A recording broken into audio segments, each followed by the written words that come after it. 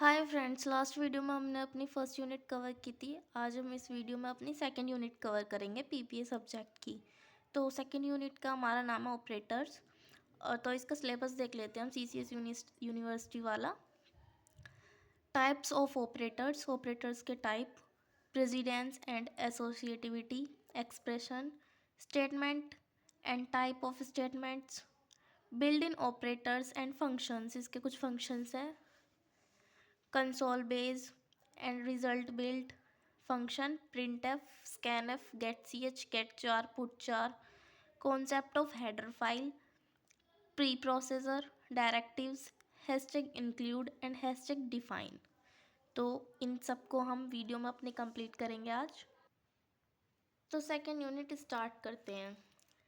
तो second unit का हमारा नाम है operators. An operators is an important symbol that tells compiler to perform specific mathematical and logical function. In C language is rich in built-in operations. C language में हमारे बहुत सारे operations हैं जो हमारा ऑपरेटर करता है। एन ऑपरेटर जो है हमारा एक इम्पॉर्टेंट सिंबल है जो हमारे कंपाइलर को बताता है उसको स्पेसिफिक मैथमेटिकल और लॉजिकल फंक्शन करने के लिए। टाइप्स ऑफ ऑपरेटर्स, मेनली हमारे टाइप्स हैं ऑपरेटर्स के वो हमारे 5 हैं। फर्स्ट हमारा arithmetic operator, second relational operators, third logical operators, fourth है हमारा bit wise operators and last one is हमारा है असाइनमेंट ऑपरेटर्स। नेक्स्ट टॉपिक है हमारा expressions. An expression is a combination of operators, constants and variables. जो हमारा expressions है वो इन तीनों का कॉम्बिनेशन है। एन एक्सप्रेशन में consist of one and more operands, ये एक और एक से ज़्यादा ऑपरेंड्स का कंसिस्ट है, and zero and more operators to produce a value. Next है हमारा एक्सप्रेशंस में be of the following types. हमारे एक्सप्रेशंस किस तरह के हो सकते हैं, वो कांस्टेंट हो सकता है, बिटवाइज हो सकता है, pointer, logical, floating, internal and relational. इन सब तरीके के हमारे एक्सप्रेशंस हो सकते हैं।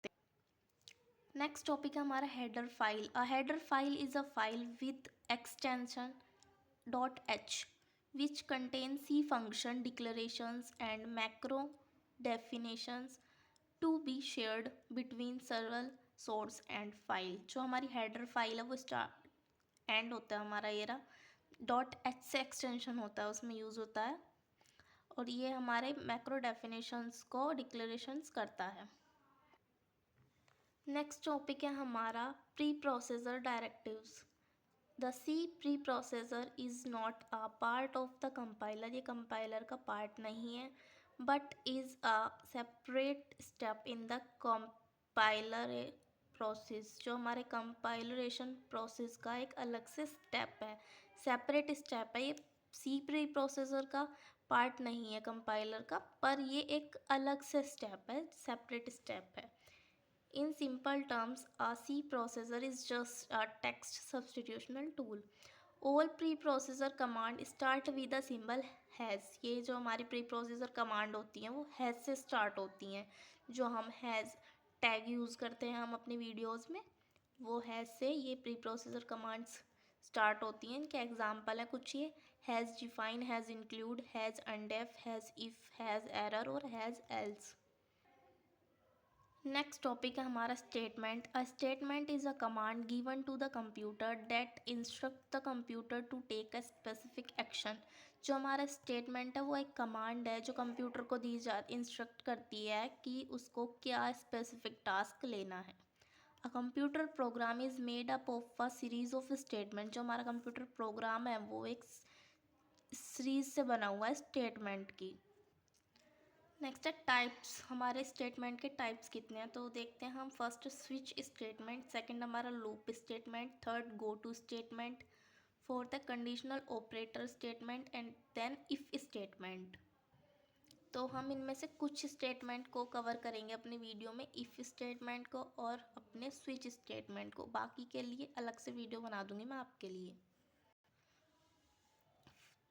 फर्स्ट है हमारा switch statement. Switch statement is a multiple choice selection statement it will be executed according to user choice, ये यूज़र की चॉइस से चलता है।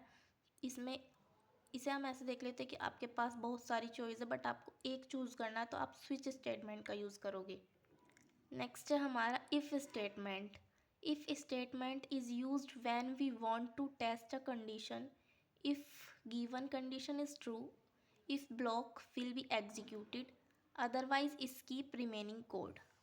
इफ़ स्टेटमेंट हमारी एक कंडीशन हो जाता है ये, कि अगर हम कंडीशन में क्या होगा हमारे, कि जो हमारा स्टेटमेंट है वो तो ट्रू होगा या फॉल्स होगा। अगर वो ट्रू है हमारी कंडीशन, तो उसका जो ब्लॉक है वो एग्जीक्यूट होगा, अदरवाइज वो स्किप कर देगा उसको।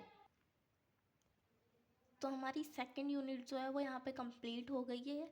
और जो इसके टॉपिक रह गए हैं, कुछ स्टेटमेंट, कुछ हमारे जो भी टॉपिक रह गए हैं, वो आपको अलग से एक वीडियो में मिल जाएंगे। और आज के लिए इतना ही, मिलते हैं नेक्स्ट वीडियो में। Thank you.